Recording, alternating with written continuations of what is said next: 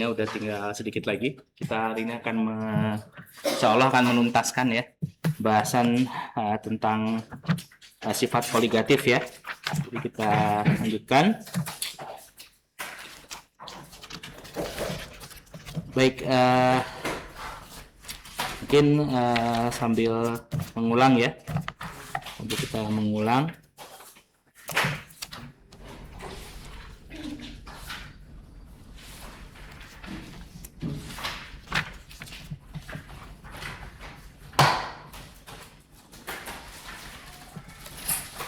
Coba kita lihat soal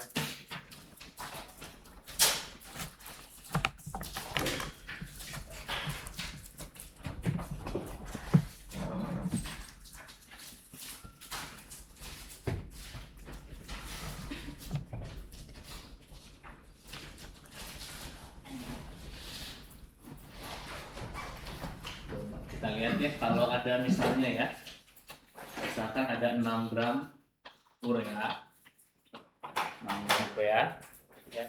Dan kita tahu urea itu MR-nya 60 ya, massa molekulnya 60 ya. Lalu dimasukkan ke dalam, dilarutkan dalam 200 gram air ya.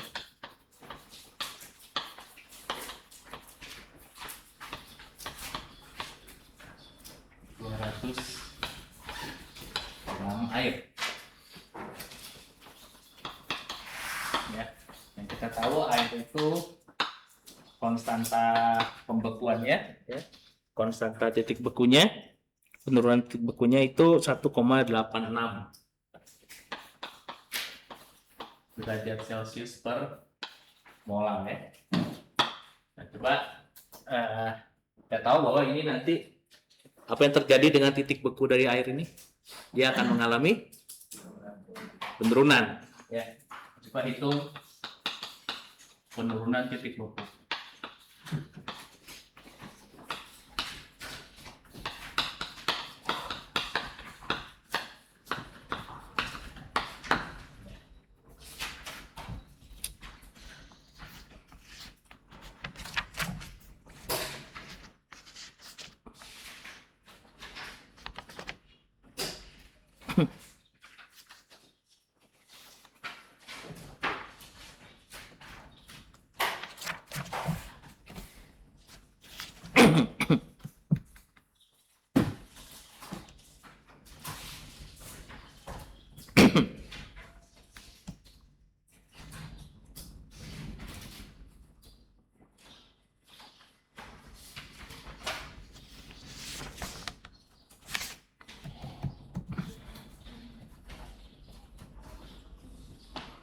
Mana?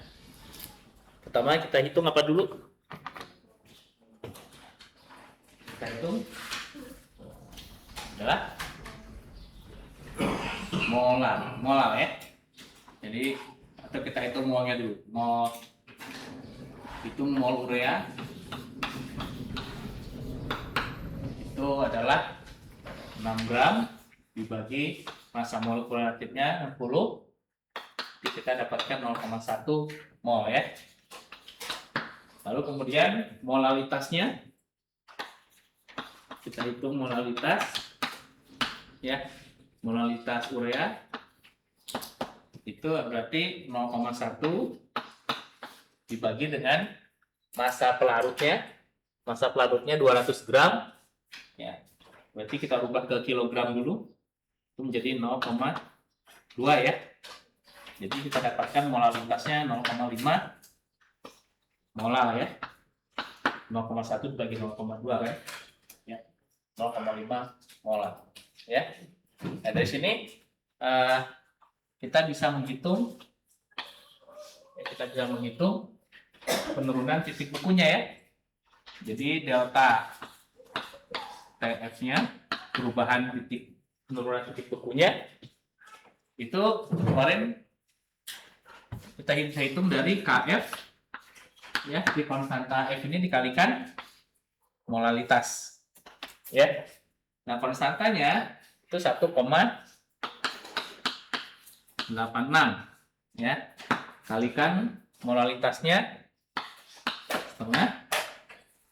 Berarti berapa ini? 0,93 ya derajat Celcius. Ya, nah ini penurunan titik bekunya. Jadi titik bekunya turun sebesar 0,93 derajat Celcius. Ya, ini salah satu sifat koligatif. Nah ini penurunannya. Kalau misalnya ditanya titik bekunya,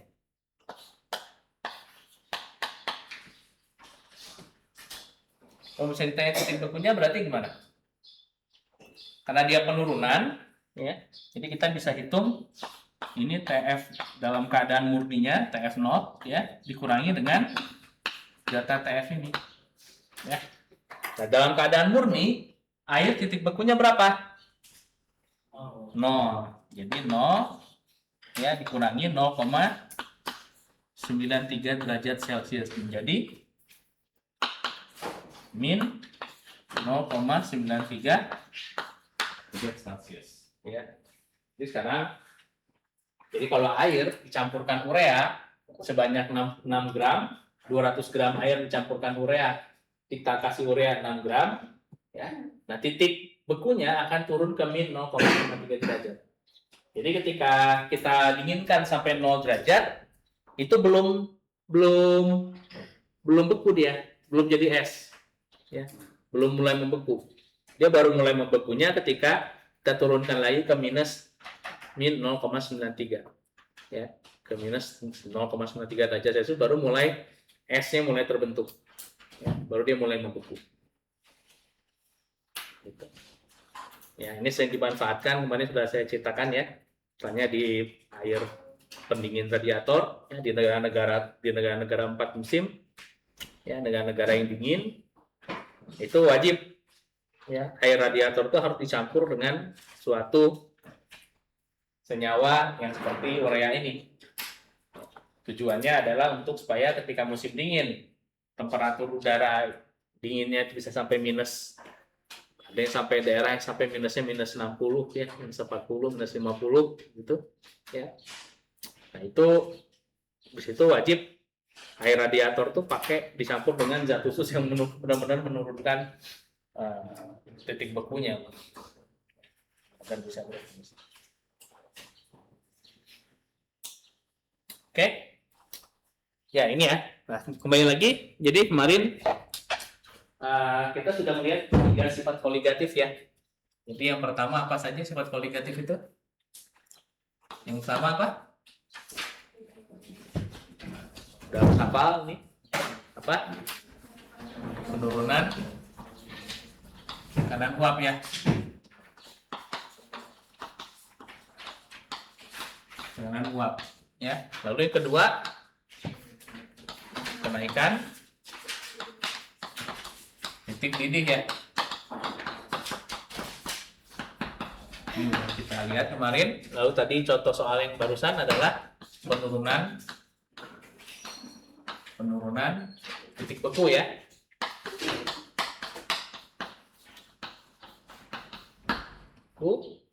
Nah, kita lihat yang terakhir. Hari ini kita akan membahas yang terakhir, yaitu tekanan, disebut sebagai tekanan osmosis ya.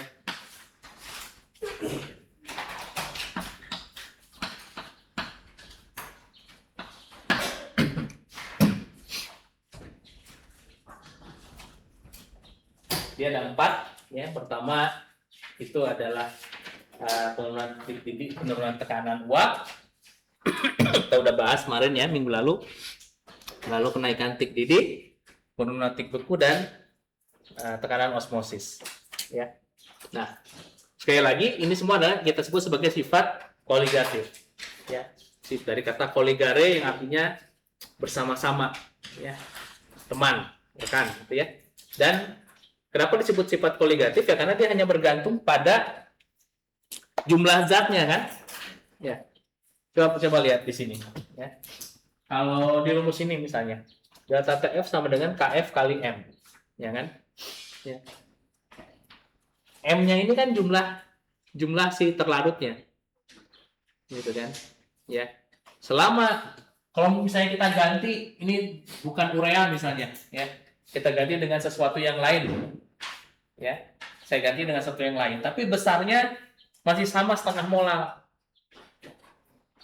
jumlahnya masih sama, kuantitasnya masih setengah molar, maka delta TF-nya akan tetap 0,63 derajat, walaupun bukan urea, ya.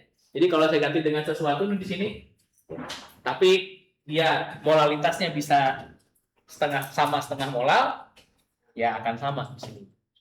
Ya. Oke, disebutnya sebagai sifat koligatif. Dia hanya bergantung pada jumlahnya. Jadi antara pelarut, berapa terlarut, hanya itu aja gitu. Bukan pada jenisnya.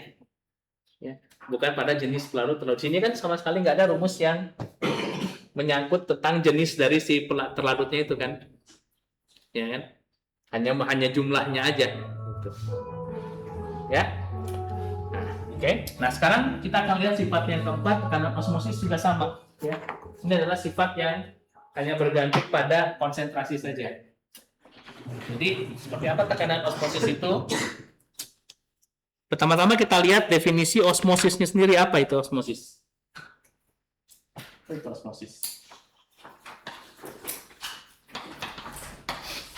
Ada yang pernah dengar osmosis?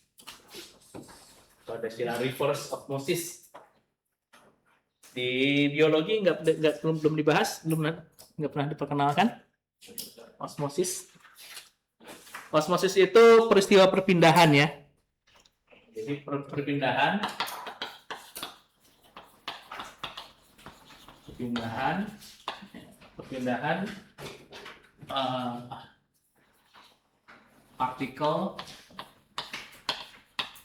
partikel dari zat, misalnya partikel dari zat pelarut, ya, dari suatu larutan encer, dari partikel dari larutan encer,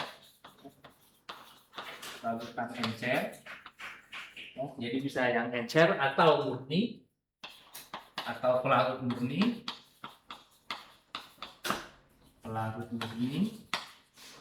Jadi perpindahan partikel dari larutan encer atau pelarut murni ke larutan yang lebih pekat, ya. Jadi ke larutan yang lebih kental. Ke larutan yang lebih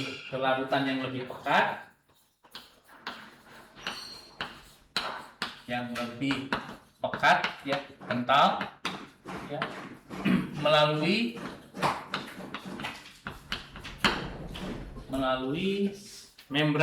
suatu membran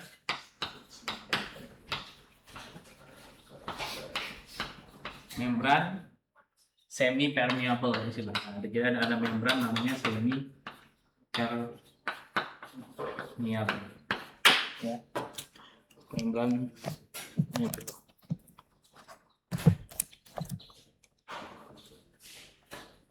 Nah, apa ini membran semi permeable? Ini membran yang hanya bisa melewatkan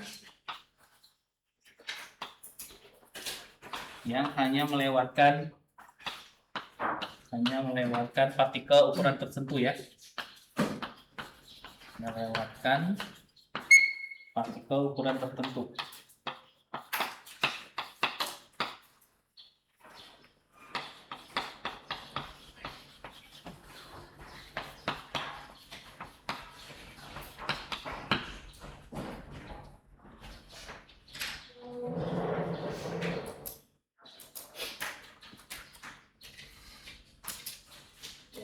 Jadi osmosis itu apa? Perpindahan, ya, perpindahan partikel dari larutan yang lebih encer atau sama sekali pelarut murni gitu, ya, ke larutan yang lebih pekat, yang lebih kental, ya, melewati suatu membran. Itu ada membrannya, ya. Yang membrannya kita sebut sebagai membran semi permeable, ya, yaitu membran yang hanya melewatkan partikel ukuran tertentu. Nah, jadi fenomenanya seperti apa? Jadi kalau misalnya kita katakan kita punya kantong nih, ya. Kita punya kantong Ini kita punya kantong, ya, yang terbuat dari membran semi permeable. Ya, ini kita punya kantong yang terbuat dari membran semi permeable. Ini membran ya, membran semi permeable, membran semi permeable. Itu, ya. Lalu di sini kita isi dengan larutan encer. Ya. Ini larutan encer. Ya. Lalu kemudian kita taruh dia di dalam, kita celupkan di dalam suatu larutan kental atau pekat.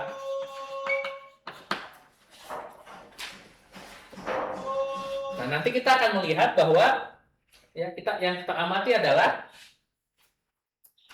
cairan yang ada di dalam kantong membran semi permeable ini akan keluar.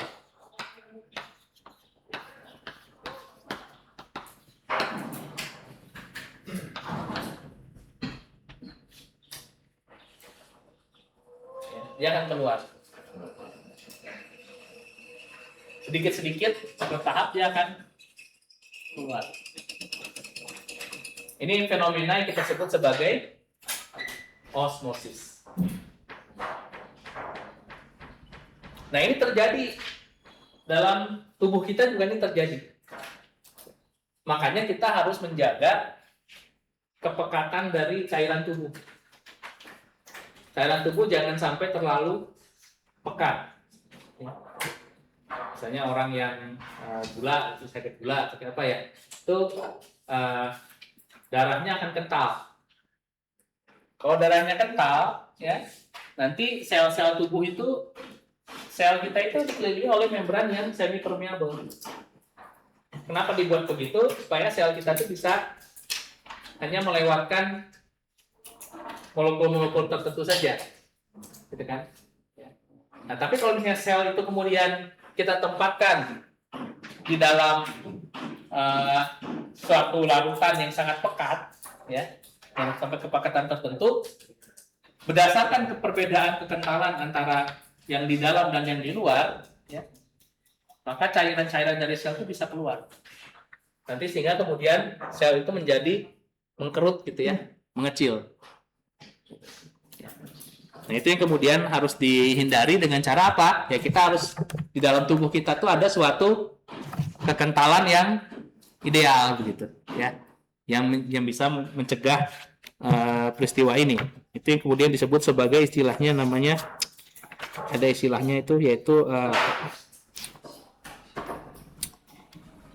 kalau tidak salah namanya istilahnya itu ini apa? Isotonik, ya. Isotonik. Kayaknya kan kita ada minuman isotonik gitu ya. Itu kondisi isotonik itu adalah kondisi di mana kekentalan di dalam dan di luar sama. Sehingga tidak terjadi peristiwa ini. Sehingga tidak terjadi osmosis itu ya. Bisa juga ada lagi kebalikannya ya. Kalau misalnya ada larutan yang sifatnya namanya hipotonik. Ya. Hipotonik itu terjadi ini, ya, peristiwa osmosisnya terjadi, ya, atau bisa juga terjadi namanya istilahnya kalau misalnya hipotonik berarti apa? Yang lebih encer yang di dalam yang di luar. Coba dilihat.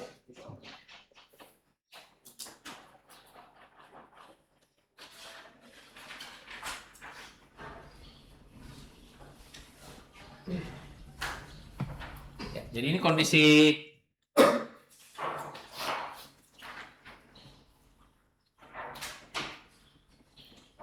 yang lebih luar, yang di luar ini namanya hipertonik, ini yang pekat, ya. Yang di dalam ini kita sebut sebagai hipotonik, encer.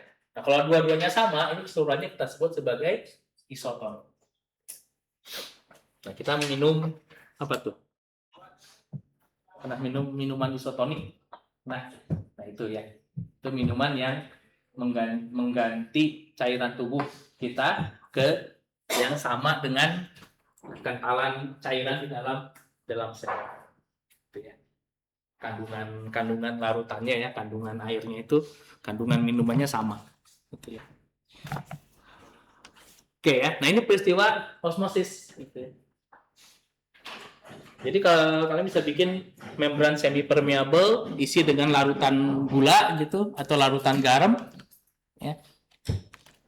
Tapi cemplungkan ke dalam yang lebih pekat, maka si larutan yang ada di dalam kantong kalian itu akan keluar, ya. Akan mengalir keluar, akan merembes, ya, keluar. Itu fenomena osmosis. Nah, sekarang ada istilah tekanan osmosis. Nah, apa itu? Gitu kan?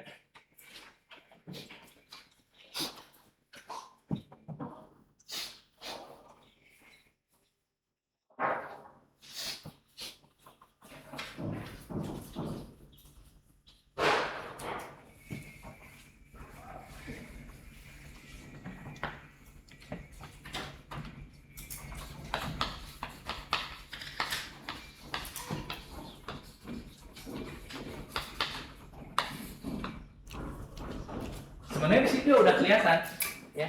Tekanan osmosis itu adalah tekanan yang mendorong, ya, tekanan yang dialami oleh cairan pekat ini ketika si cairan encer ini keluar. Jadi kalian bayangkan si cairan, ya, ketika dia berosmosis, cairan yang lebih encer ini keluar kan, itu dia menekan lingkungan sekitarnya, gitu, ya. Nah, memang kalau di dalam ilustrasi begini jadi tidak begitu kelihatan, ya. Nah, kita lihat sistem yang seperti ini. Ya, untuk mengilustrasikan, kita buat sistem seperti ini. Kalian familiar dengan pipa U, ya? Pernah kan, ya, belajar pipa U ini? Pernah? Waktu di fisika kelas 11, ya? Dengan apa? Waktu membahas hidrostatik, ya. Nah, sekarang kita punya pipa U begini. Cuma sekarang saya bikin di sini tuh ada membrannya. Saya pasang di sini membran semi permeable. Ini membran semi permeable. Membrannya saya taruh di sini.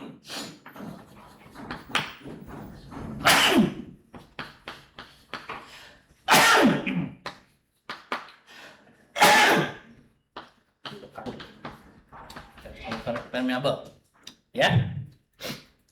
Lalu kemudian di sini saya isi air. Saya isi air.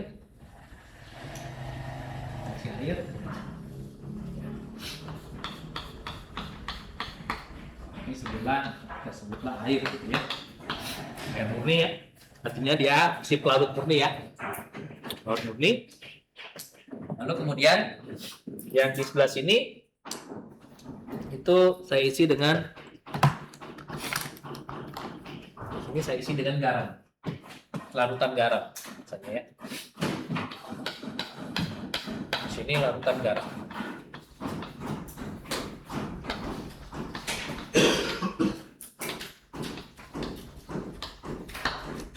Ya, saya isi dengan larutan garam.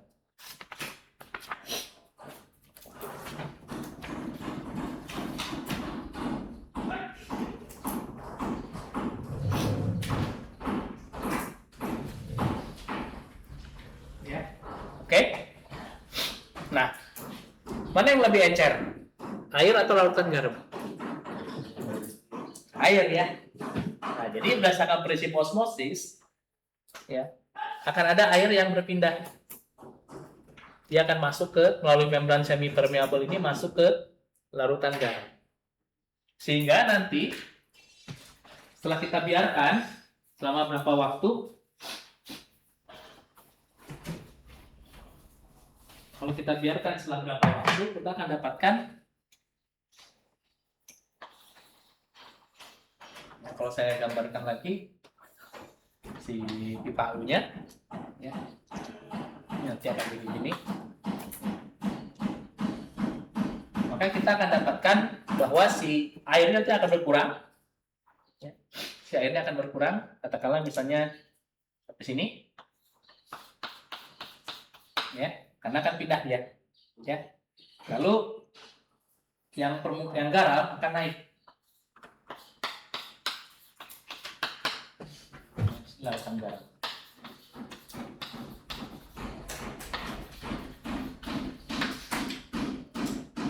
Kenapa naik? Karena air masuk sini, ya. Dia masuk kemudian mendorong ke atas gitu kan.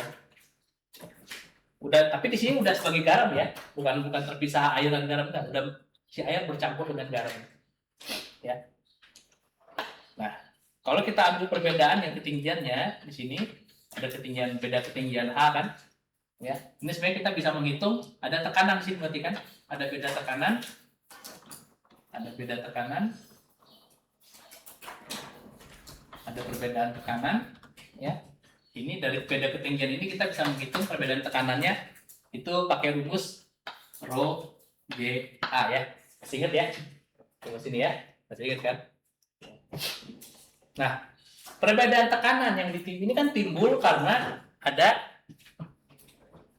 osmosis ini. Ya. Dan perbedaan tekanan H ini, GH ini timbul karena adanya osmosis ini. Ya. Nah, si delta P inilah yang kita sebut sebagai tekanan osmosis.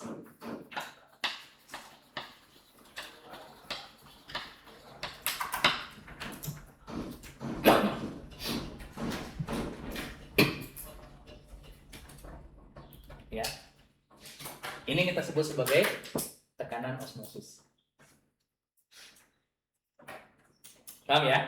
Jadi ketika kita punya pipa U seperti ini, kita isi sama ya, air dengan garam gitu, lalu kemudian kasih membran permeable di sini, semi permeable, lalu air berosmosis ke sini. Ya. Air berosmosis ke sini, lalu kemudian sisi yang garam akan naik ke mukanya, ya. Kenapa bisa naik? Karena dia punya tekanan, ya. Dia bisa menekan melawan atmosfer kan, ya. Nah, tekanannya itu, ya, kita bisa hitung dari perbedaan ketinggian H ini ya. Beda tekanannya antara yang sini dengan antara di titik ini dan titik ini itu beda tekanannya rho GH ya. Dan inilah kita sebut sebagai tekanan osmosis. Sebetulnya tekanan hidrostatis ya, tapi karena berasal dari proses osmosis kita sebut sebagai tekanan osmosis.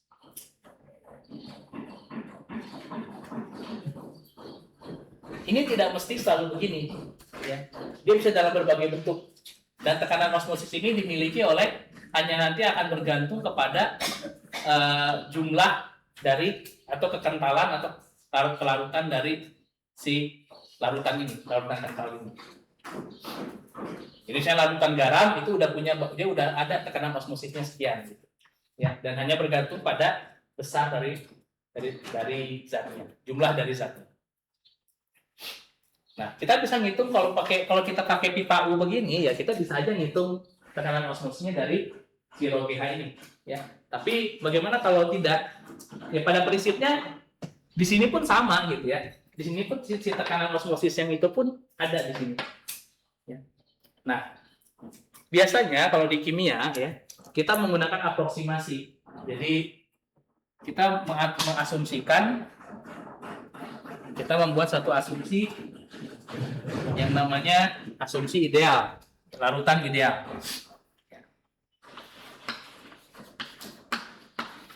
Larutan ideal, ya. Larutan ideal itu berperilaku mirip dengan gas ideal, ya. Seperti gas ideal ya. Jadi dia mirip dengan gas ideal.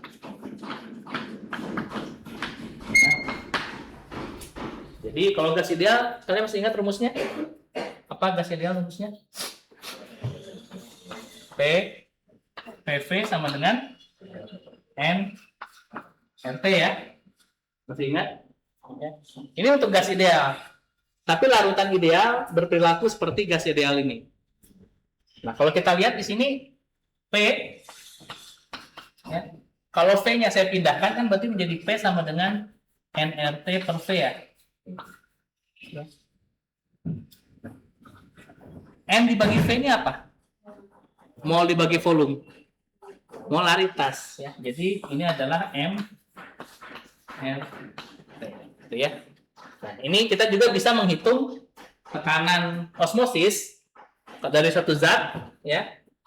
Kalau pakai setup pipa U ini ya pakai dari rho GH ini. Tapi kan kita nggak di kimia jarang pakai cara begini ya.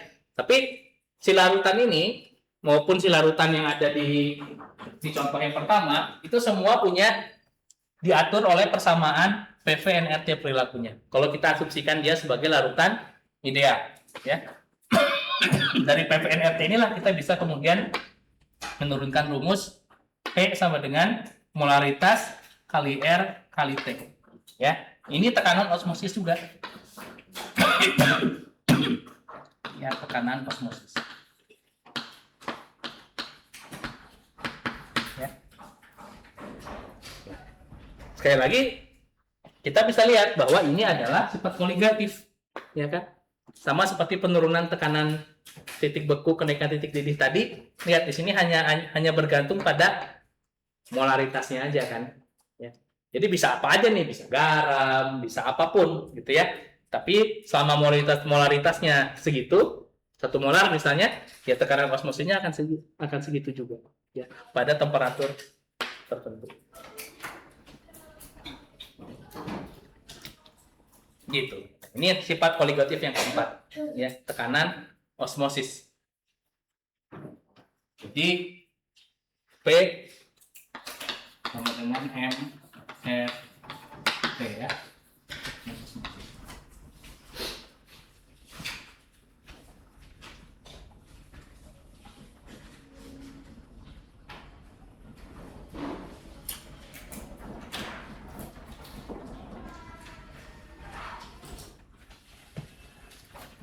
Bisa dipahami? Ada yang ingin ditanyakan?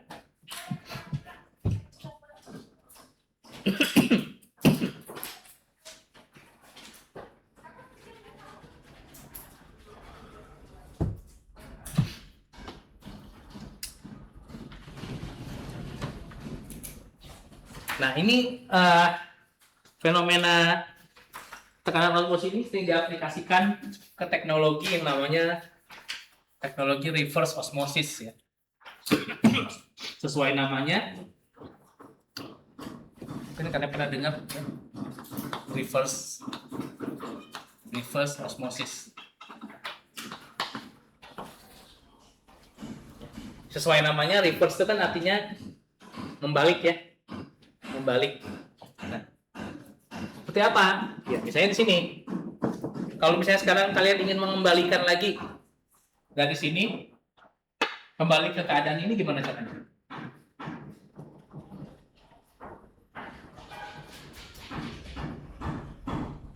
Kan dari sini kalau kita biarin aja, dari sini akan jadi gini kan? Ya. Nah, karena kalau saya ingin ngebalikin dari sini jadi gini, gimana? Kembali lagi ke kondisi semula, gimana caranya? Diapain?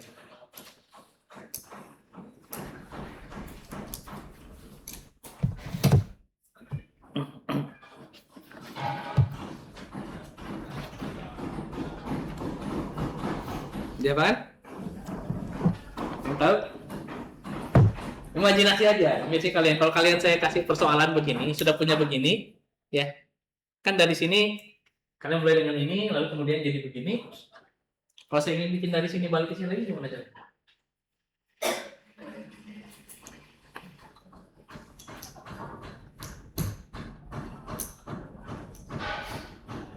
Saya mau ngedapetin lagi air yang semula-mula itu. Ya Pak. Satgam, ya Pak.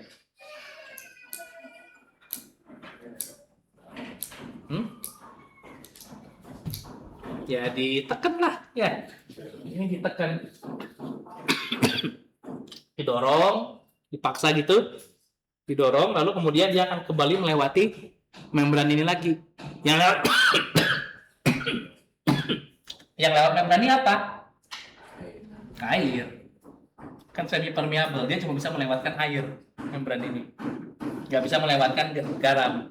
Jadi si airnya akan balik lagi ke sini. Makanya proses ini namanya reverse osmosis ya. Jadi kalau misalnya sekarang saya punya, kalau saya sederhanakan sistemnya kayak tadi gitu ya. Kalau sekarang di sini itu air di sini kan ya, lalu di sini garam,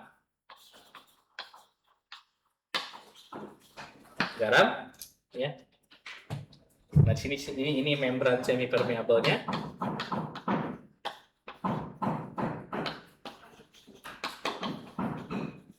Permeabel. Makanya saya bisa kemudian memberikan tekanan di sini, misalnya ini piston gitu ya.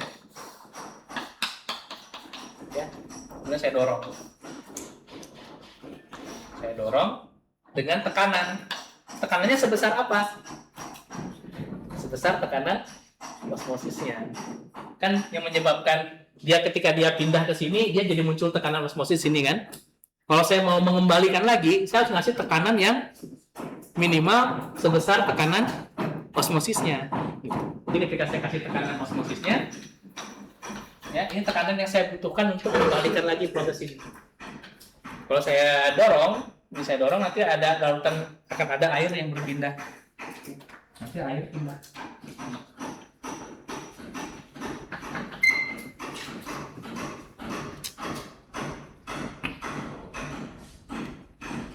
Ya, tekanannya diberikan ya sebesar tekanan osmosisnya.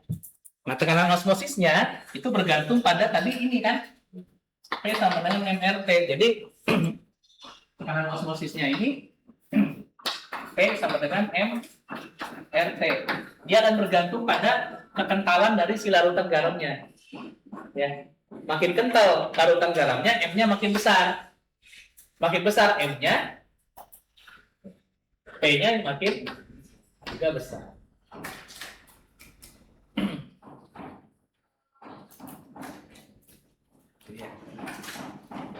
Reverse osmosis sering dimanfaatkan.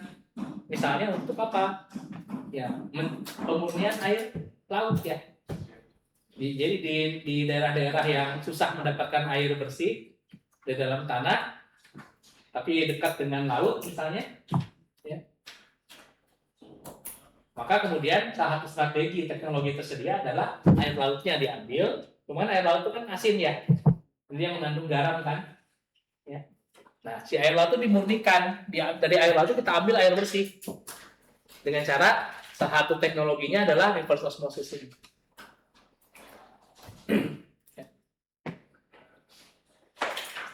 Berbiaya, ya berbiaya.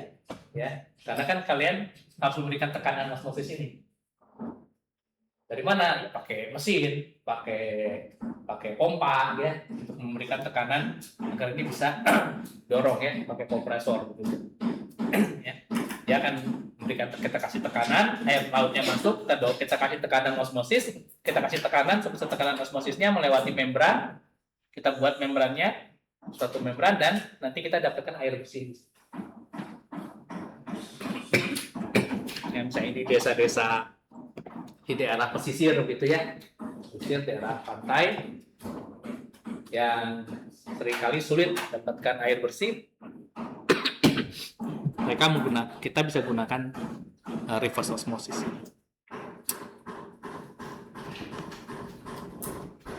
Ini teknologi, kalau kalian belajar teknik kimia, masuk teknik kimia, nanti salah satunya akan belajar bagaimana merancang proses ya untuk reverse osmosis ini, ya, termasuk bagaimana merancang membran ini.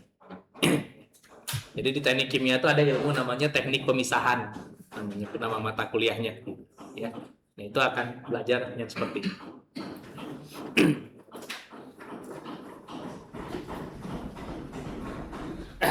Oke, ada pertanyaan sampai sini?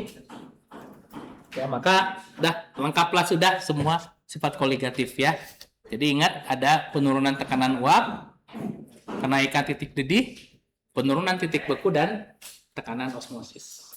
Ya, itu semua kesamaannya apa? Kesamaannya itu adalah sifat bawaan dari suatu larutan yang hanya bergantung pada konsentrasinya saja, ya, pada kekentalannya. Ya, nah, itu disebut sebagai sifat koligatif. Oke, ya. Nah, secara prinsip ini udah ya. Kita sudah belajar semua sifat koligatif ya. Hanya saja ada satu detail gitu ya yang mungkin perlu saya tambahkan. Ini terkait kalau kita bekerja dengan larutan elektrolit.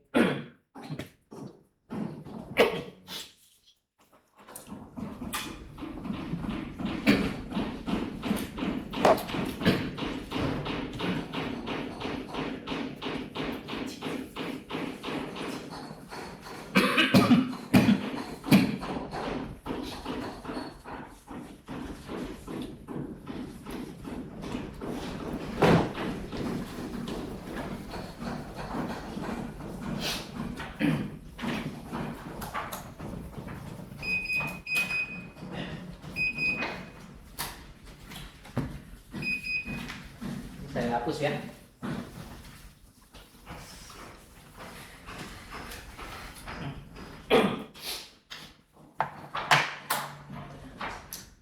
Sifat koligatif.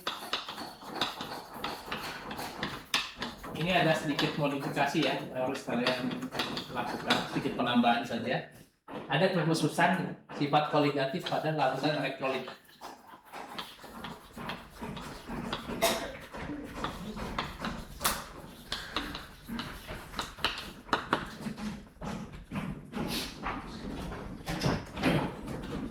Ini kita tidak menambah sifat koligatif yang baru, tapi semua sifat koligatif yang sudah kalian pelajari, yang tadi sudah kalian pelajari tadi, itu ada sedikit kenapa? Ada sedikit modifikasi yang harus kalian lakukan kalau kalian bekerja dengan larutan elektrolit. Masih ada yang ingat nggak larutan elektrolit itu apa? Apa larutan elektrolit?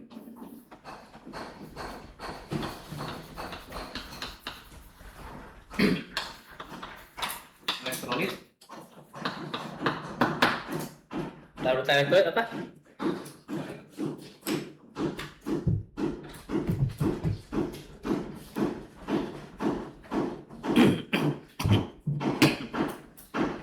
Ada yang tahu?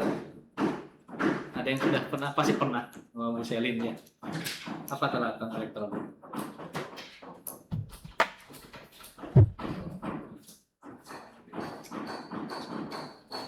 Apa? Larutan yang mengandung ion ya. Larutan yang mengandung ion.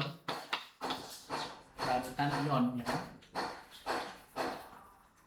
Yang mengandung ion ya. Mengandung ion.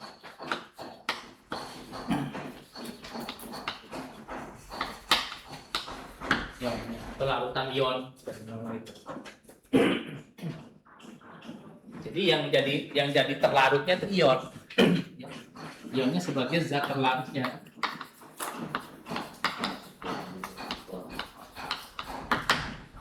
Apa itu ion? Nah, apa?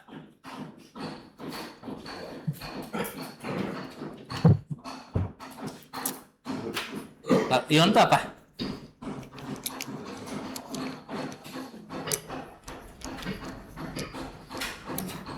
Halo, mana udah mau TKA ini? Ion apa? Muatan ya. Partikel bermuatan ya, atom atau molekul bermuatan kan? Yang tidak netral ya.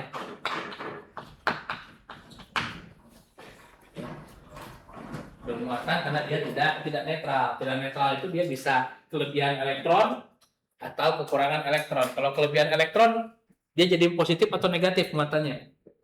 Negatif ya. Kalau kekurangan elektron dia positif.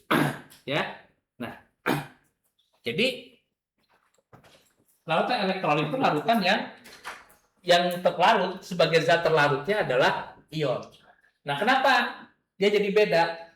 Kenapa kita perlu memperhitungkan, perlu lebih apa? Kenapa teori sifat koligatif tadi perlu dimodifikasi kalau ada larutan elektrolit?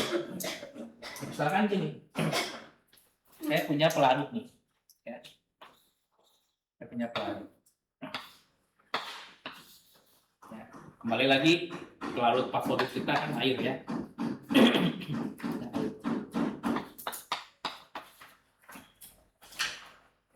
Sebelum-sebelumnya saya selalu mencontohkannya kalau sifat koligatif itu pasti pakai urea ya kan, ya atau glukosa ya. Itu ada alasannya kenapa pakai mal nggak pernah pakai garam misalnya, kan garam juga larut. Betul ya, garam juga biasa kita melarutkan garam. Cuman garam itu adalah kasus di mana dia adalah larutan elektrolit. Kenapa? Karena kalau saya cemplungin garam ke sini, kalau saya masukkan garam,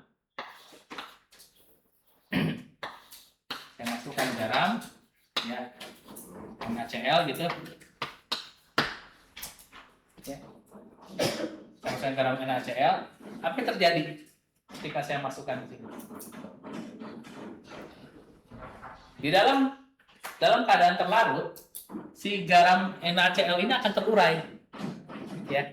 Dia akan terurai menjadi ion positif dan ion negatif. Akan ada ion Na+, akan ada ion Cl-. Ya. Jadi dia akan terurai, terdisosiasi menjadi 2. Ada setiap NaCl, setiap satu NaCl akan memberikan 1 Na+ dan 1 Cl-. Ya. Atau kalau kita tuliskan dalam bentuk stoikiometrinya, ya, sama reaksinya kan berarti di sini NaCl, ya, dilarutkan dalam air. Kadang-kadang kita nulisnya gini, ya, tapi dia dilarutkan dalam air. Itu akan kemudian terurai menjadi Na+ dan Cl-. Ya.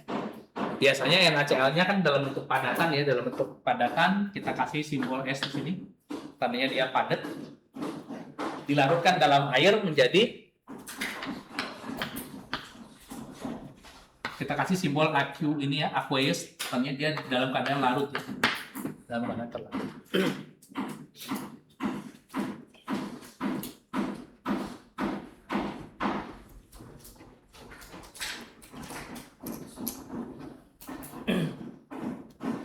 Oke. Nah, artinya apa di sini? Dari sini juga kita udah bisa melihat kan bahwa 1 NaCl itu akan ngasih 2, 1 Na+, 1 Cl- di dalam larutan ini. Ya. Kalau kita pakai bahasa mol, berarti untuk setiap 1 mol garam ini, ya, dia akan menghasilkan pakai stoikiometrinya 1 mol Na+ dan 1 mol Cl-. Iya kan? Stoikiometrinya gitu kan? Ya. 1 mol NaCl akan memberikan 1 mol Na+, 1 mol Cl-.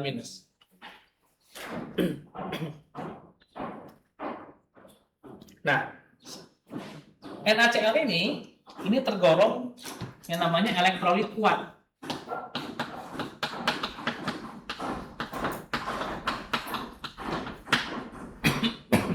Ya, tergolong elektrolit kuat. Apa itu ciri-cirinya elektrolit kuat? Apa cirinya elektrolit kuat?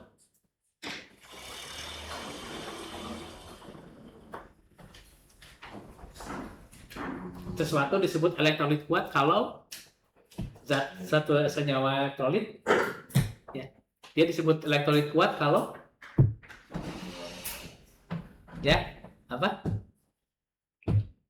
Oke, Mas? Hah? Yang keras. Oh, lagi apa? Oh, yaudah, apa tuh? Bisikin ketemu. Mengantarkan listrik, ya, semua elektrolit mengantarkan listrik.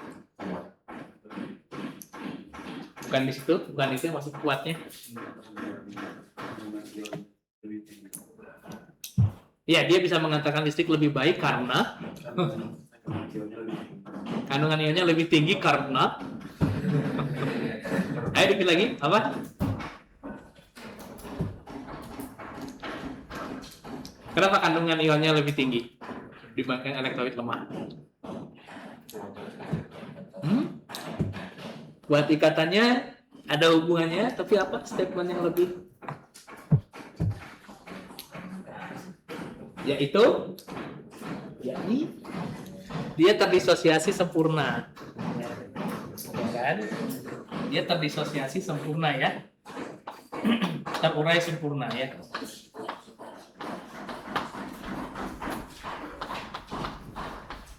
Apa maksudnya terurai sempurna? NaCl ini ketika masuk ke dalam larutan, dia langsung semuanya habis jadi Na dan Cl. Habis jadi Na dan Cl. nggak ada. Jadi ketika kalian nyemplungin NaCl ke dalam suatu pelarut, ya, semuanya akan terurai menjadi Na plus dan Cl minus. Tidak ada NaCl yang tersisa di situ. Ya.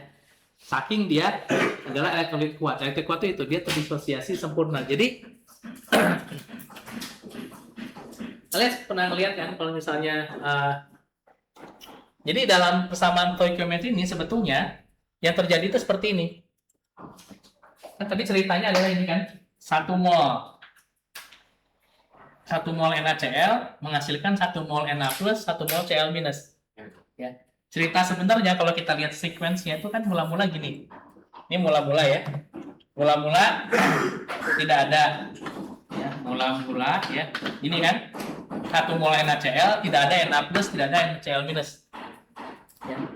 Lalu kemudian mulai bereaksi, seluruh NaCl ini habis menjadi 1 mol Na plus dan 1 mol Cl minus. Jadi ada penambahan sebesar 1 mol. 1 mol, ya. Dan sementara si NaCl ini berkurang sebesar 1 mol ya. Berkurang sebesar 1 mol. Ya. Ini mula-mula tadi. Ini mula-mula 1 mol. Ya. Kalau di sini dia berkurang 1 mol juga. Akibatnya apa? Ini habis, ya. Si NaCl-nya habis. Lalu di dalam larutan kita punya 1 mol Na plus dan 1 mol Cl minus. Gitu kan ceritanya sebenarnya. Nah, kenapa dia habis? Ya, karena dia elektrolit kuat. Jadi semuanya berubah menjadi Na plus dan Cl minus.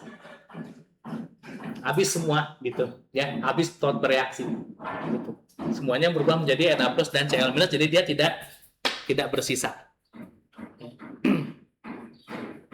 Nah, sekarang berarti saya tanya lagi, berapa jumlah zat konsentrasi ionnya?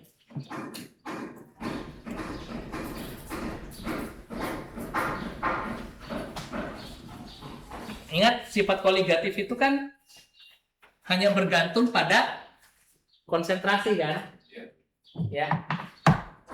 Nah, sekarang bayangkan kalau misalnya ini disosiasi ini tidak terjadi. Ya. Misalkan NaCl ini bukan elektrolit. Oke. Kalian masukkan 1 mol NaCl. Ya, ke dalam 1 kg air misalnya. Ya. Maka kalian akan punya 1 molal NaCl gitu kan?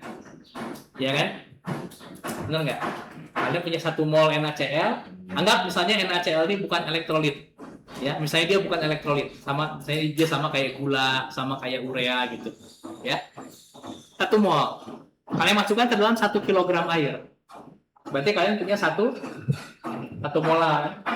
1 molar garam. Ya. Lalu dari situ kalian bisa ngitung tuh, ya. Bisa ngitung Kb, bisa ngitung Kf. Bisa ngitung apa?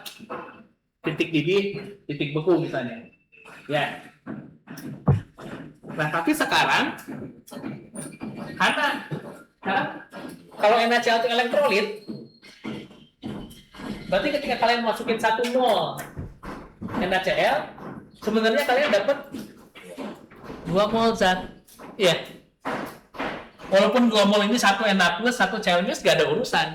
Kan sifat koligatif. Satu koligatif nggak peduli berapa zatnya apa. Dia hanya peduli pada jumlahnya kan, molalitasnya kan. Berarti kalau sekarang, jadi sebenarnya pada realitanya, ketika NaCl kita masukkan ke dalam pelarut, kita mendapatkan 2 kali lebih banyak zat dari si NaCl yang mula-mula kan. Ya nggak? Karena dia bisa jadi 2.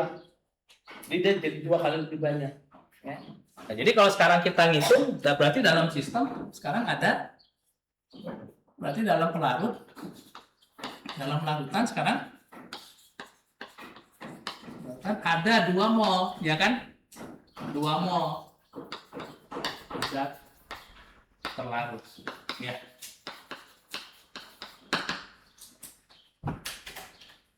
Berarti segala sesuatu sekarang, jadi ketika memasukkan 1 mol NaCl, ketika menghitung titik didih, titik beku, dan penurunan volume semuanya, segala macamnya, kalian harus kalikan 2. Jadi 2 kalinya kan, karena ada ya. Nah ini yang boleh kita sebut sebagai, jadi sekarang semua titik bekunya, kalian boleh aja ngitungnya NaCl-nya gitu ya, 1 mol NaCl misalnya ya, boleh aja kalian hitung 1 mol NaCl, tapi nanti semuanya yang titik beku, titik didihnya, maupun penurunan tekanan uapnya, tekanan osmosisnya, kalian kalikan 2, karena ada sebenarnya dia memberikan 2 mol ini. Kebayang nggak? Ya, jadi misalkan gini, kita ambil contoh ya.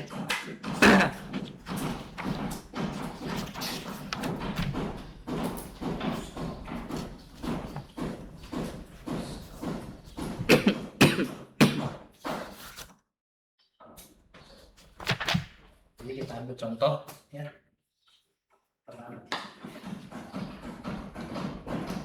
Contoh misalnya ya. Contoh misalnya ada 1 molal NaCl. Ya. Ada 1 molal NaCl ya, pada air ya. Pada air, titik beku pada air.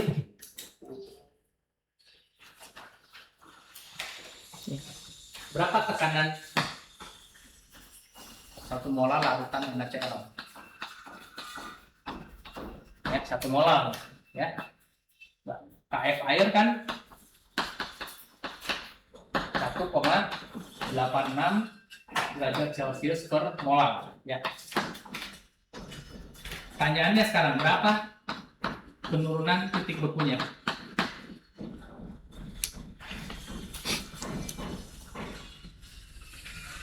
Ini dibilangnya NaCl-nya aja. Jadi kita masukkan 1 molar NaCl. Jadi kita punya 1 molar NaCl, berarti 1 mol NaCl dalam 1 kilogram air, gitu kan?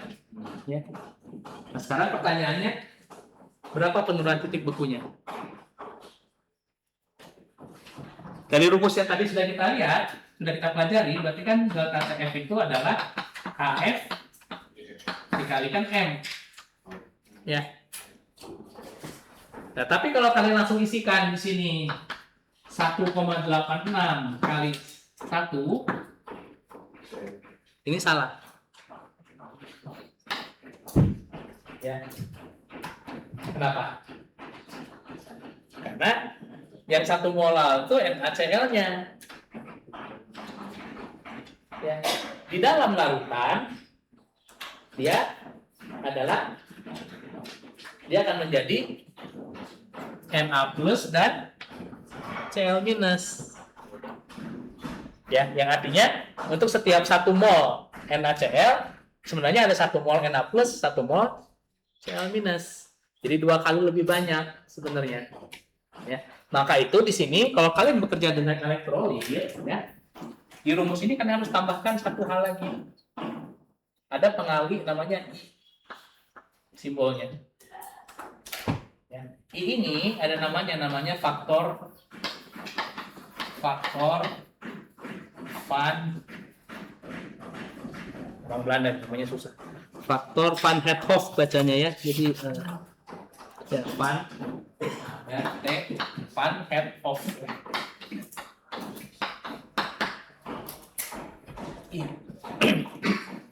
Untuk elektrolit kuat seperti NaCl ini, I ini gampang hitungnya. Kalian tinggal lihat aja si elektrolit kuatnya itu ketika dilarutkan dia bikin berapa ion. Ya, NaCl misalnya dia bikin 2 ion, Na plus dan Cl min.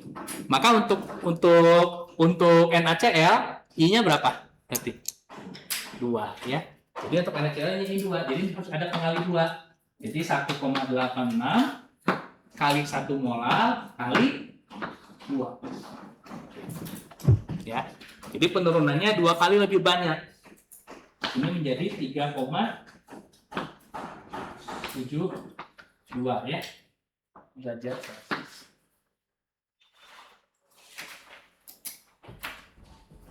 Nah, dari sini kita bisa mendapatkan bahwa apa? Kita bisa, kalau misalnya kita gunakan larutan elektrolit kuat, sifat dari sifat koligatnya bisa berkali lipat gitu kan? Ya kan? Kalau kalian pakai 1 molnya tadi ini urea, ya cuman ini. Ya, kalau kita pakai 1 mol urea, cuman 1,8 kali 86 kali 1 aja penurunan tekanan uapnya. Ya. Dan begitu kita gunakan elektrolit NaCl, berarti dia dikali 2. Ya, jadi 2 kali lipatnya. Kenapa? Karena ini tadi, ya. Karena dia ada penguraian ini. Sehingga dia menghasilkan lebih banyak lah gitu. Ya, dari satu zat kita bisa menghasilkan konsentrasi yang lebih besar. Dan sifat koligatif hanya lihat konsentrasi aja, dia nggak lihat jenis zatnya apa. Ya.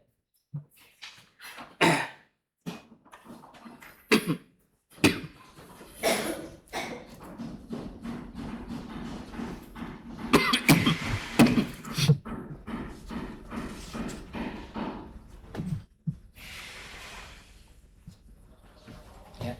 Jadi ini yang mula-mulanya 1 mol, lalu terurai karena dia habis, maka dia yang terurai 1 mol juga, ya, sehingga dia berkurang 1 mol di sisi reaktan jadi 0. Di sini dia bertambah 1 mol untuk Na dan Cl.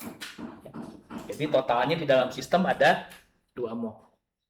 Cara bekerja gini udah belajar kan ya di keseimbangan ya, atau keseimbangan. Nah itu jangan lupa, kita akan pakai nih, terutama nanti di materi berikutnya yang asam basa ya, kita akan banyak pakai itu.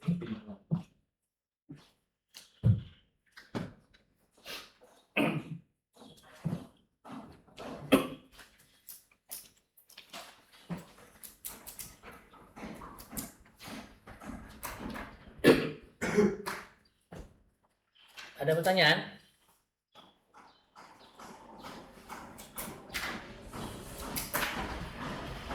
Coba sekarang kita lihat contoh satu lagi.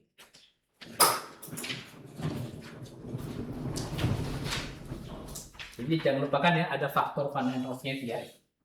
Nah, kadang-kadang di soal I-nya itu dikasih, kadang-kadang enggak gitu, ya. Tapi biasanya clue-nya, petunjuknya itu ada keterangan elektrolit apa, yang lemah atau kuat. Ini misalkan soalnya begini sekarang.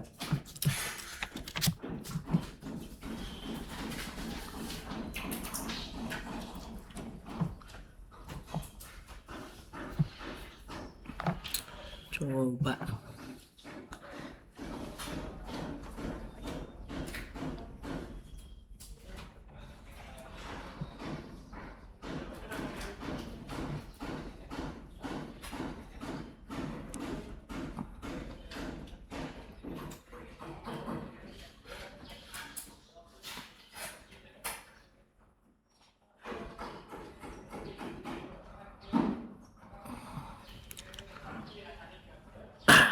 Coba sebentar, saya cari contohnya dulu nih.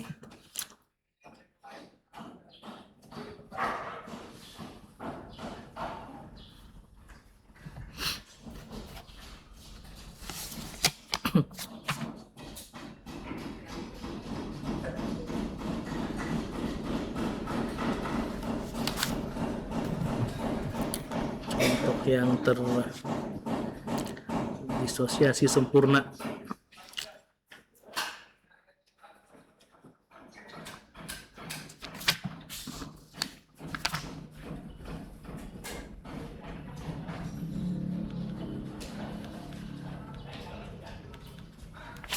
Oke, misalnya nih, ya. Jadi dalam 400 gram, kita ulang lagi tekanan uap ya. Jadi 400 gram, ada 400 gram air, ya. 400 gram air, ada 400 gram air, dilarutkan 0, ini udah dikasih molnya nih, 0,02 ya, mol Na2SO4.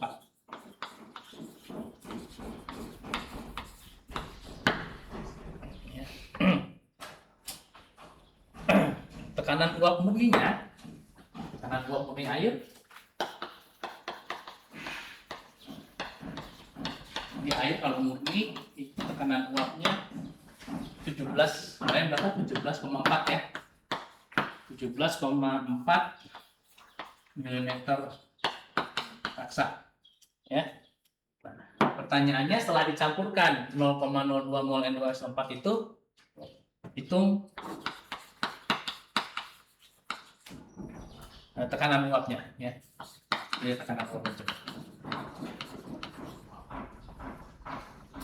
Uap larutan.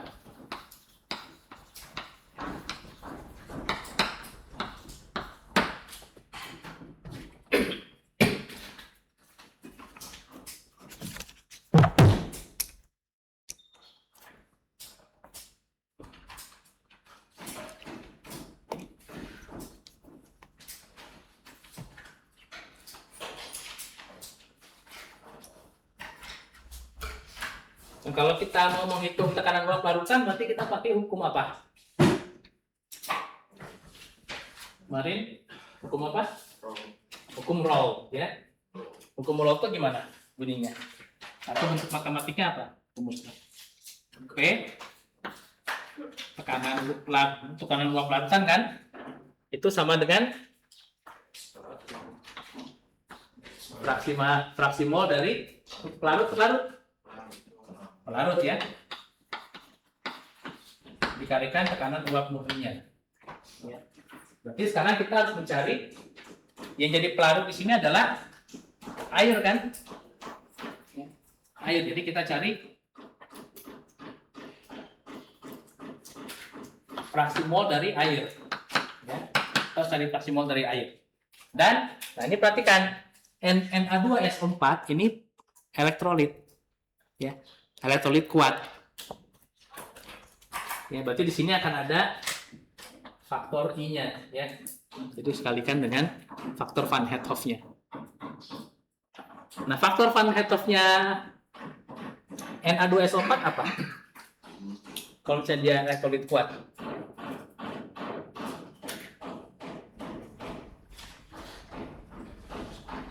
Nah, kita lihat satu-satu ya. Tapi sekarang kita hitung dulu mol airnya, fraksi mol airnya dulu kita hitung. Fraksi mol pelarut berarti berapa? Kita hitung mol air dulu ya. Mol airnya 400 gram. 400 gram masanya dibagi 18 ya, ml-nya air ya. Saya lupa tuliskan di sini tapi udah tahu lah ya 18. Berapa itu berarti? Coba dibagi, coba dihitung. Berapa mol?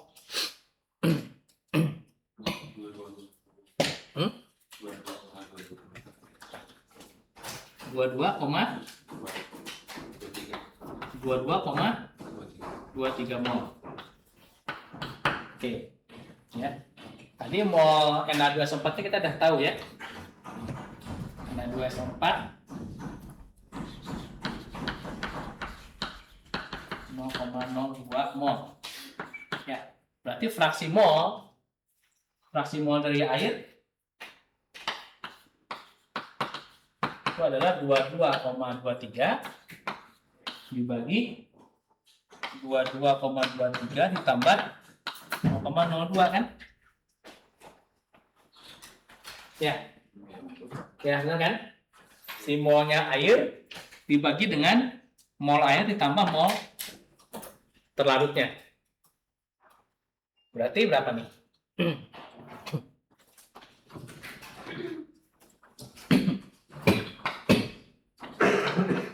22,23 dibagi 22,25 ya. Kecil banget, berapa? 0,99 ya, hampir 1 ya. Maksimalnya. Memang banyak banget. Ya. Nah. Sekarang kita lihat I-nya. Ya. Kita ingat bahwa ini kita ngitung begini, jadi I ini untuk memudahkan sebetulnya. Jadi kita bisa perlakukan seolah-olah kita bisa ngitung molnya seolah-olah dia tidak terurai. Lalu efek penguraiannya kita masukkan di I ini gitu. Ya, jadi sebenarnya memudahkan. Nah, sekarang kita hitung I-nya. I berapa?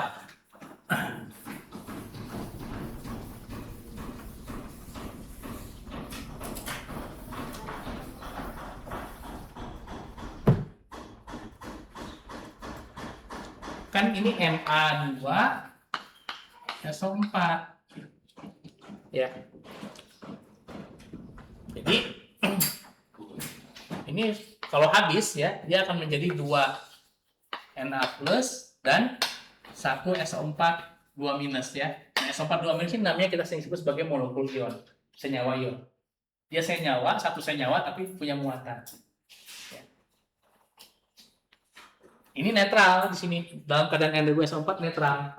Kenapa? Karena ini ada 2 muatan positif, 2 plus ya. Yang ini kekurangan elektron 1 ya, kali 2 berarti 2 elektron, yang ini kelebihan elektron 2. Jadi netral. Ya. Ada 2 ion Na plus dan 1 ion SO4 minus. 2 minus berarti I-nya berapa?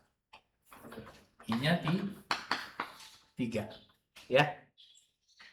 Gitu. Berarti kita bisa hitung sekarang. Berarti tekanan uapnya itu adalah tadi ini 0,99 ya, fraksi mol pelarut kalikan tekanan uap murninya ini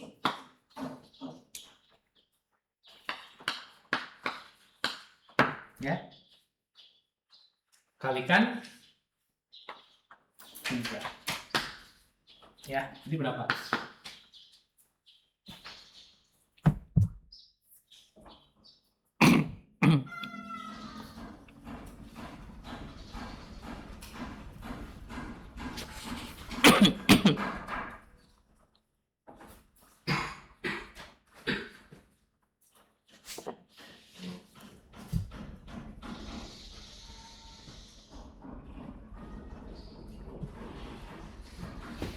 Berapa? Uapnya jadi jauh lebih tinggi ya. Berapa?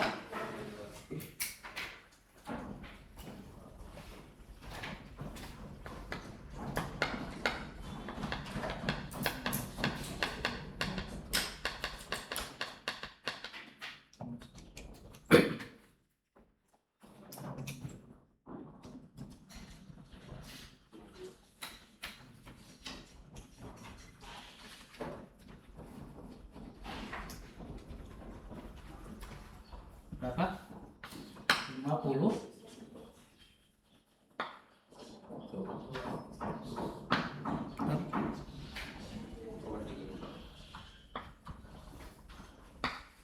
Berapa nih? Berapa? Pakai kalkulator? Berapa?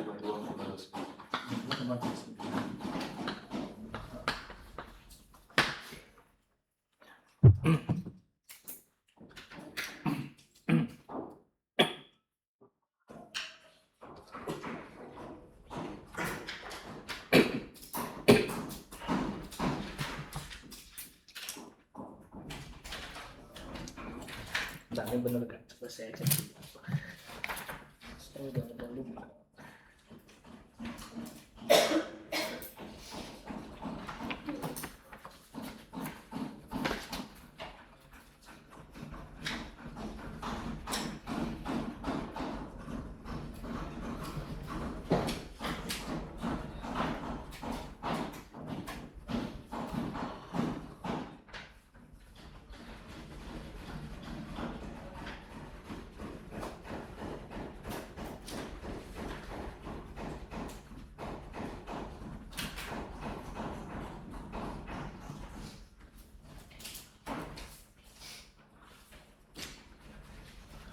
Saya ralat sedikit ya, bukan sedikit, salah. Ini nggak boleh langsung dikalikan di sini. Saya ralat sedikit ya. Bentar. Salah. Terlalu tinggi itu.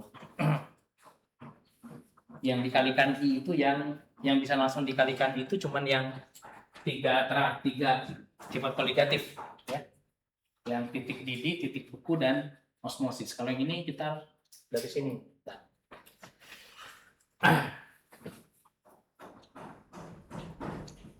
Ini di fraksi molnya ini.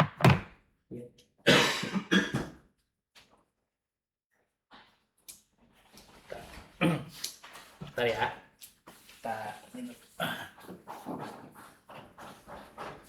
Salah saya salah Pak.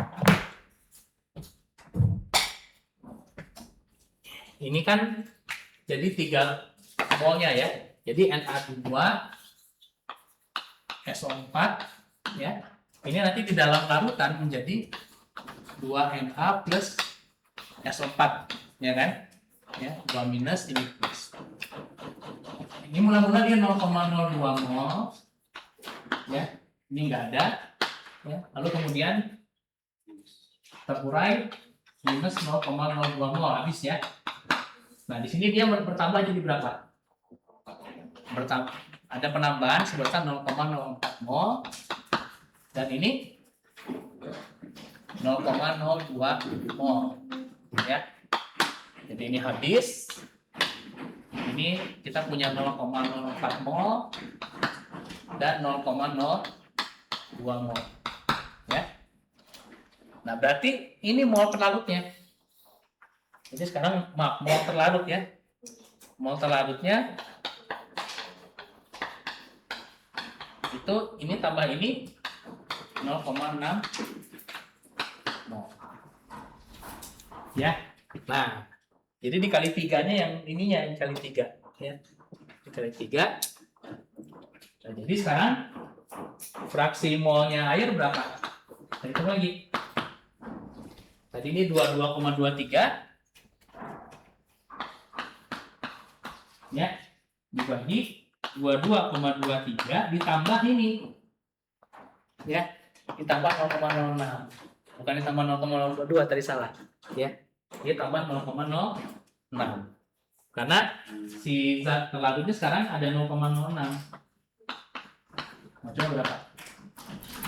Berarti 22,23 dibagi 22,29 berapa? Berapa?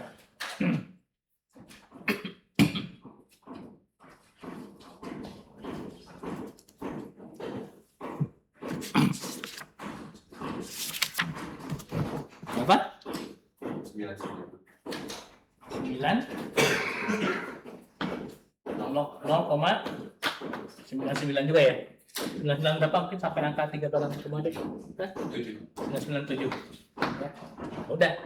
Baru sekarang kita hitung P-nya. Ya, boleh sekarang kita hitung P-nya. Ini tadi yang diralat yang tadi ya. Baru sekarang kita hitung P-nya.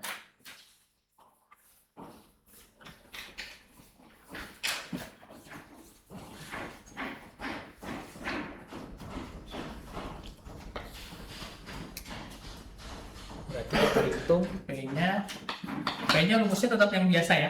Jadi X pelarut karena si faktor kehadiran disosiasinya udah masuk di perhitungan fraksi molnya. X pelarut dikali P0 ya. Berarti ini 0,997 dikalikan 17 berapa? 17,4 ya. 4. Nah, ini berapa? Maksudnya kecil kali mirip saya, nggak terlalu beda dengan 17,44. Berapa? 17,33 ya. Yang tadi 50 terlalu besar. Ya jarang ya soalnya seperti ini, jarang. Yang penggunaan faktor Van Nekerhof tadi itu jarang diujikan dalam bentuk soal yang perhitungan yang tekanan uap. Biasanya dipakainya, dimunculkannya di persoalan kenaikan titik didih, penurunan tekanan titik beku atau osmosis ya, tekanan osmosis. Kalau gitu ya, itu semua nanti tinggal kalian kalikan dengan I aja. Ya. Nah, tapi kalau yang penurunan tekanan uap, ya, itu hati-hati, itu masuknya ke dalam perhitungan fraksi, dia merubah fraksi mol air ini. Ya make sense ya, karena jumlah ion yang ada di dalam larutannya lebih banyak daripada yang dimasukkan, mol yang dimasukkan. Ya jelas fraksi dia mengaruhnya di fraksi molnya. Tapi jarang sih.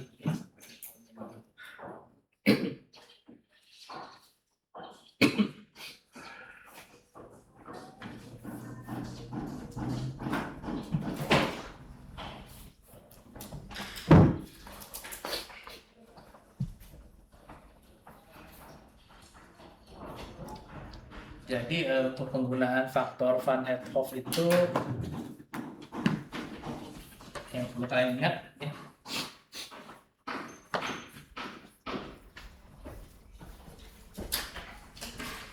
Untuk sifat koligatif ya, sifat koligatif pada elektrolit ya.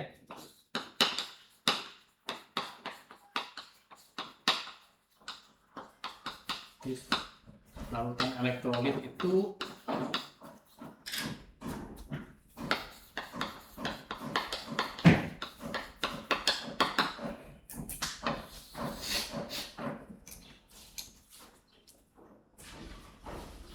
jadi ada faktor Van 't Hoff ya. Jadi untuk misalnya perubahan titik titik itu KB kali M kali RKF ya. Ini titikku kali ya.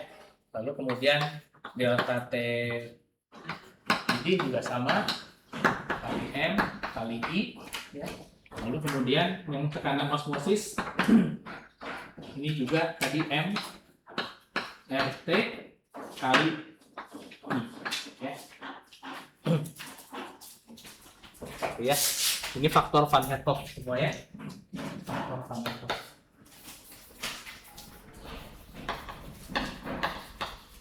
Faktor Van 't Hoff ya.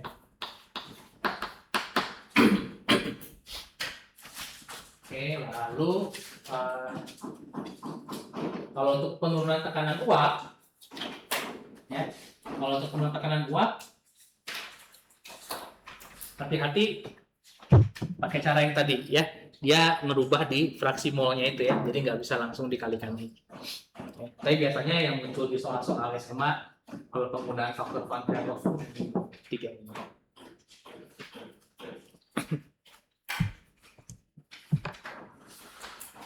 Nanti hari Rabu latihan ya dengan Bu Selin ya, latihan sifat koligatif.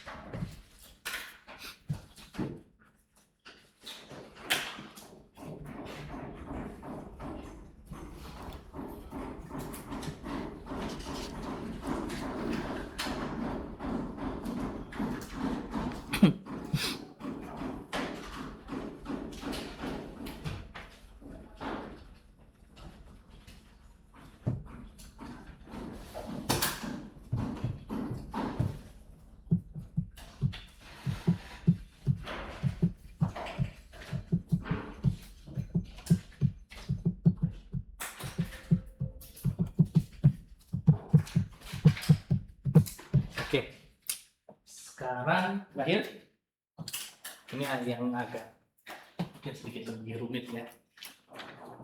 Jadi kita akan lihat I-nya itu sendiri. Jadi kalau misalnya tadi kan saya bilang I-nya itu kalau untuk yang terdisosiasi sempurna atau elektrolit kuat ya, itu kalian tinggal menghitung jumlah ionnya aja ya kan. Kalau nanti jadi ionnya NaCl, Na plus Cl min berarti I-nya 2 ya. Na2SO4 tadi I-nya 3. Nah, tapi kadang-kadang case-nya seringkali juga kita ketemu elektrolit yang lemah ya. Jadi elektrolit lemah itu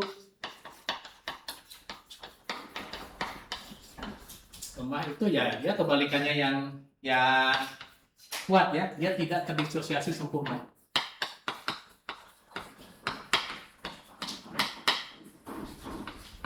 Nah, sini kita harus lihat ya, karena kadang-kadang ditanya juga ya yang kasus tidak sempurna ini. Nah, ini faktor I-nya, faktor Van Herthoff-nya itu nggak bisa dihitung hanya seperti menghitung jumlah ion tadi. Kita lihat, saya akan turunkan rumusnya ya, untuk mengikuti rumus I ya. Jadi itu sebenarnya ada rumusnya. Ya. Kita perhatikan, mungkin agak sedikit agak dalam sedikit. Tapi kalian perhatikan baik-baik. Ini A, ya anggaplah kita punya A. Oke. Kemudian dia terdisosiasi menjadi sebanyak B gitu ya. Di sini ada N bisa 1, 2, 3 gitu. Jadi maksudnya dari satu molekul terdisosiasi jadi 2 misalnya. Ya, jadi 1A menjadi 2B gitu misalnya. Ya. Contohnya apa ya? NaCl tadi. Ya. Cuma sekarang B-nya kita samain gitu. Ya. Na sama Cl-nya saya anggap sama menjadi B gitu. Jadi misalnya dari A menjadi 2B. Ya, A menjadi 3B gitu ya. Di mana N ini 1, 2, 3, 4 dan seterusnya. Ya. Nah, mula-mula misalnya kan di si A ini ada A mol. Ada sebanyak A mol. Ya, mula-mula sebanyak A mol. Ini abstrak nih kita ya. Saya nggak pakai angka. A mol, ya. Mula-mula. Mula-mula dan B nggak ada dong, ya. Lalu kemudian si A besar ini kita cemplungin ke dalam larut, dia terdisosiasi. Cuma sekarang terdisosiasi tidak sempurna, nggak habis dia. Ya. Nah, untuk ukuran terdisosiasi tidak sempurna, ya, tidak sempurna, itu ada namanya kita definisi sebagai alfa. Ya. Alfa ini adalah kita sebut sebagai persen disosiasi ya. Persen disosiasi. Ya. Misalkan kalau dia terdisosiasi 90%, misalkan ya contoh, ya kalau terdisosiasi 90%, disosiasinya 9 atau 60% misalnya, 60% aja misalnya. Jadi hanya 60%-nya yang terurai, itu alfanya itu kita ambil 0,60% dibagi 100 itu 0,6. Gitu ya. Berarti nilainya kan dari 0 sampai 1 kan ya. Alfa ini ya. Ini antara dari 0 sampai ke 1 nilainya. Ya. Kalau 1 berarti dia 100% disosiasi. Ya. Kadang-kadang disebut sebagai persen disosiasi atau juga kadang-kadang disebut sebagai konstanta disosiasi. Nah, jadi dari A ini ya, itu hanya sebesar alfa A yang terdisosiasi. Jadi terurai itu hanya sebanyak alfa A. Ya. Jadi di sini min A. Tadi kan kalau yang terdisosiasi sempurna A kan? Ya, 1 kan? 1 mol. Kalau dia elektrolit kuat. Jadi sebenarnya ada alfanya sih, itu 1 nilainya. Tapi sekarang kalau alfanya nggak 1, kalau terdisosiasinya tidak sempurna, ini kita kasih alfa. Ya. Jadi terdisosiasi sebanyak alfa kali A. Ya. Nah, si NB ini bertambah sebanyak ini kan? Sebanyak plus N, karena ini N, stoichiometri kali N, alfa A mol. Ya.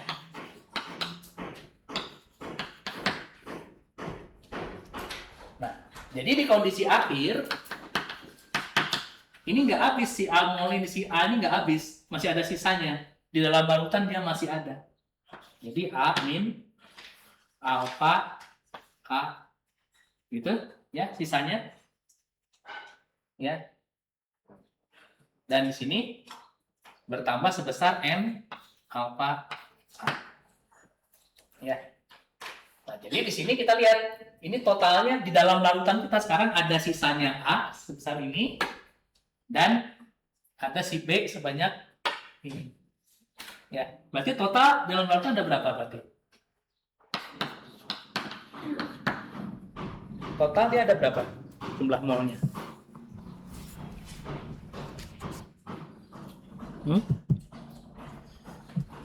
Berarti ada di sini jumlahkan kan? Berarti di sini A min alfa A ditambah N alfa A. Gitu ya. Ada totalnya tersedia sebanyak itu. Ya. Jadi sekarang kalau kita bisa tuliskan begini. Berarti jumlah molnya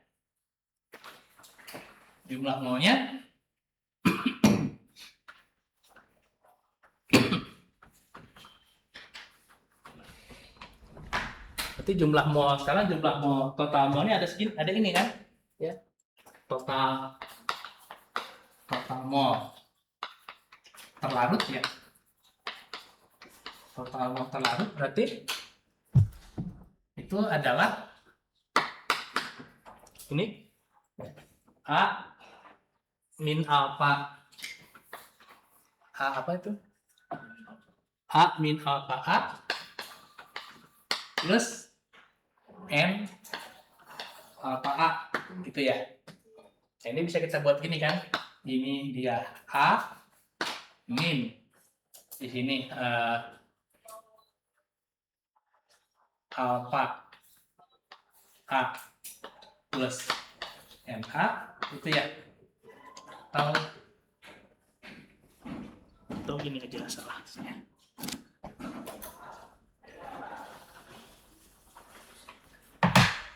Ini sama dengan A dikali 1 min alfa plus N alfa dikali A gitu kan semuanya gitu ya.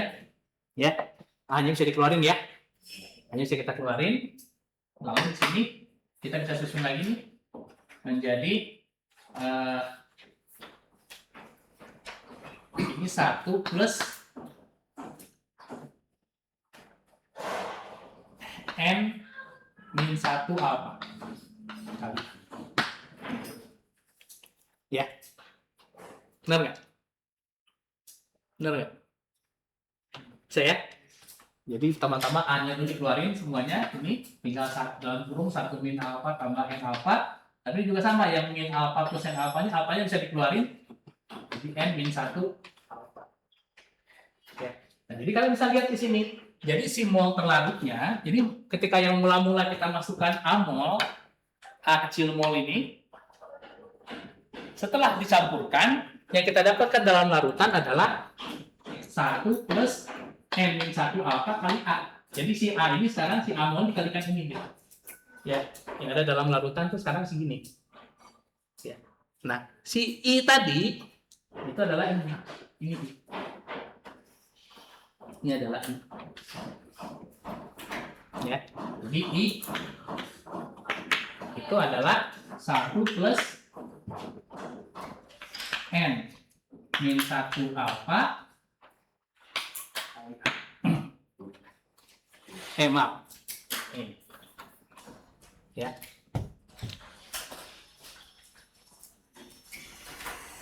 Contoh, misalnya NaCl.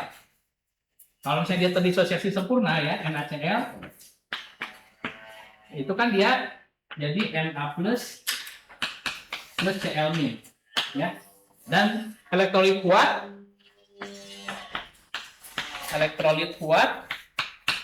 berarti terdisosiasi sempurna. Berarti alfanya berapa? Kalau terdisosiasi sempurna 100%. 1 alfanya, ya. Alfa sama dengan 1. Ya. Nah, kita masukin di sini. I-nya adalah berarti 1 ditambah N-nya, lihat. N-nya ini kan ada 2. Ya. Jadi 2 min 1 kali 1 kali alfanya 1. Berapa? 1 plus 1 kan? Jadi 2. Ya. Dalam kasus NaCl.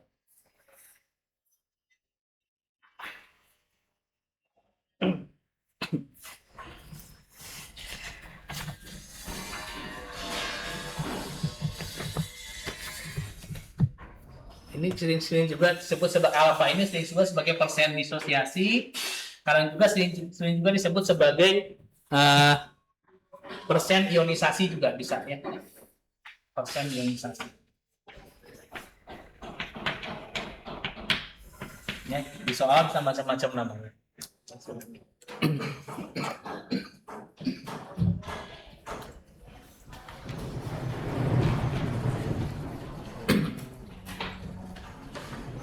Ya.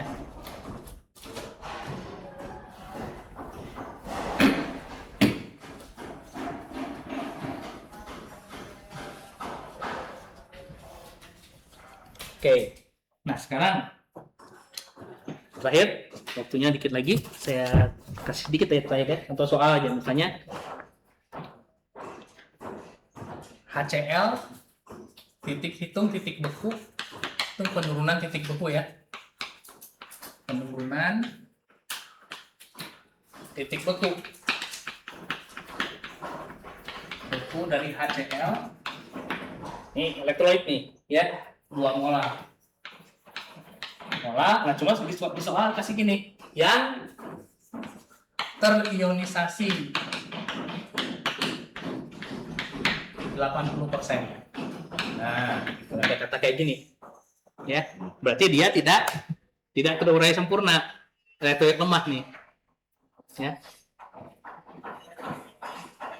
Titik beku larutan HCl, larutan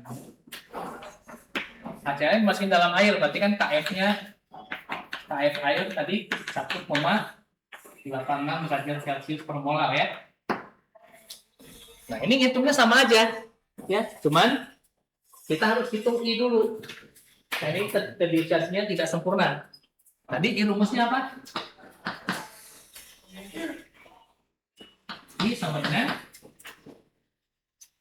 1 plus N-1 kali alfa ya. Ya. Nah, sekarang N-nya kita lihat, HCl itu terurainya H plus Cl minus ya. Jadi N-nya berapa? 2. Jadi kita langsung 1 tambah 2 min 1. Nah, sekarang kalikan alfanya 80%. 80% itu berarti alfanya berapa? 80 dibagi 100. 0,8. Ya, 0,8. Jadi sekarang 1 ditambah 2 min 1, 2 dikurangi 1. 1 kali 0,8. 0,8 tambah 1. 1,8. Ya, enggak 2 kan? Ya, 1,8. Karena ya tadi dia tidak terdisosiasi sempurna. Ya. Nah, selanjutnya ya udah delta TF-nya, titik bekunya adalah berarti KF kali M kali I ya. KF-nya 1,86 ya. Molalnya tadi dikasih tahu 2 molal kali I. I-nya 1,8 ya. Kalian bisa hitung ya. Betul.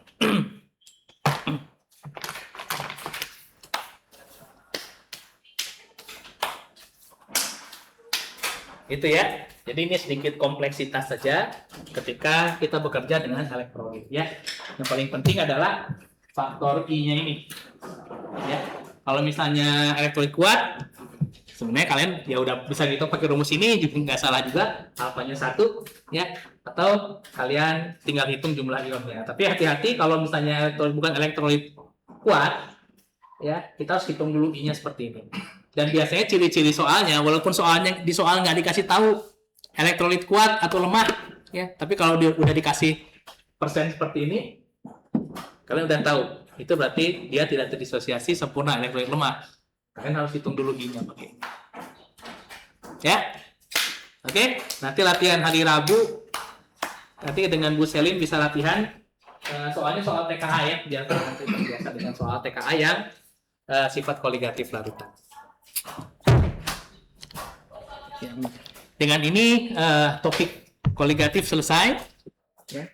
Dan kita minggu depan bisa lanjutkan dengan topik yang berikutnya ya, terkait dengan larutan asam basa ya. Oke, gitu. Siapa yang tidak hadir hari ini? Topik tidak hadir. Oke. kopi aja ya. Baik, kalau gitu terima kasih. Ya, kalau tidak ada pertanyaan, saya akhiri ya. Assalamualaikum warahmatullahi wabarakatuh.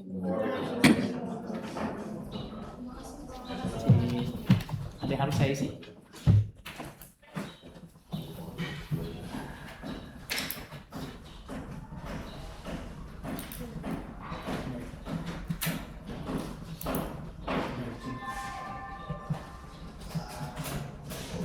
Oke, ya, terima kasih ya. Yang tidak hadir satu ya, kopi ya.